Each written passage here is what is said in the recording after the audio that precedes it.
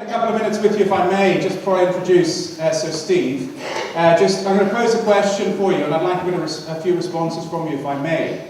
You know, I work with a variety of different business people and with sports people, and the question that I'm always interested in, and this is obviously linked back to the raise your game concept, is the question that I posed on that very simple slide, which is that when you consider a top performer, which in our parlance is somebody who gets results regardless of how challenging life is. It's easy to get good results when life is straightforward. But when the economy gets a bit more challenging, or in a sporting context, when your competitors start to find a bit of an edge, there are people who will still get results. We label them as top performers. What I would like you to tell me, please, and just shout out, if you would, is the traits of these people. And by traits, I mean personal characteristics or attributes. So what is it about these people that enables them to get success, no matter how challenging life is? So start shouting, if you would, please. Determination.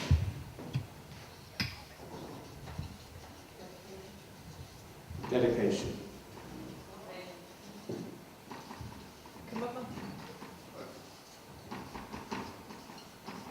Goal. Having a goal. Commitment. Commitment? Yeah. Thank you. Discipline. Plan. You said? Greed. Greed. Yeah. What do you mean by greed? Never satisfied. Okay, so continually pushing on. There's one at the back that I missed. Resilience. Ambition. Yeah. Fear. Fear of? Fear. Who said that? Yes.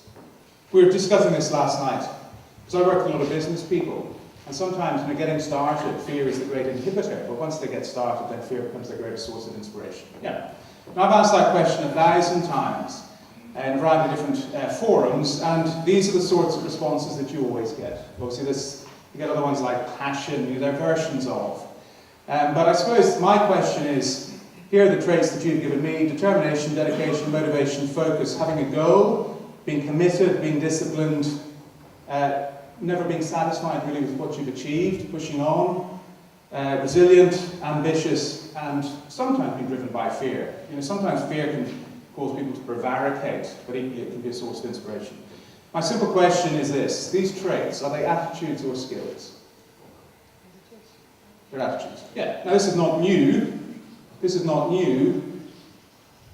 We know this, but I just wanted to emphasize this at the outset of the session, because obviously raising your game, for some people, in some businesses, raising your game is about increasing your skills, while actually this bit over here is not necessarily where you'd want it to be, for a variety of different reasons. A final fact, and then I will introduce the key speaker. 99.2% of the money that is spent in the learning and development world, in the corporate learning and development world, is devoted to one side of this chart. 99.2%. Which side? Skills. 99.2. So 0.8% of an enormous spend is spent on this side. Yet this is the difference that makes the difference. Now, I'm not saying that this is irrelevant. Definitely not. It's not irrelevant. But you occasionally come across people who are very, very skillful, but who just have what we would, not a negative attitude, a limiting attitude. That's all. A limiting attitude. So against that backdrop of something that we all know fundamentally, which is worth revisiting as often as you like, because it is